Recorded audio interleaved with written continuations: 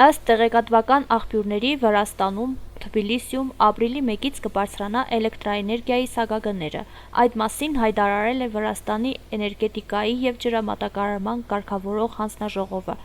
նշելով, որ բոլոր կենցաղային բաժանորդների համար սակագինը կավելանա 5 թեթրիով։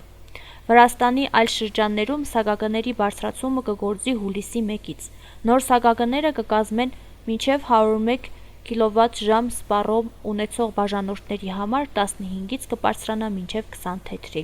101-ից 301 կՎտ. սպառման դեպքում 19-ից մինչև 24 թեթրի, 301 կՎտ.-ից բարձր սպառման դեպքում 23-ից մինչև 28 թեթրի։ Նշենք, որ վերջին անգամ Վրաստանում սակագները վերանայվել էին 2023 թվականին, երբ դրանք նվազվել էին 3 թեթրիով բոլոր սպառողների համար։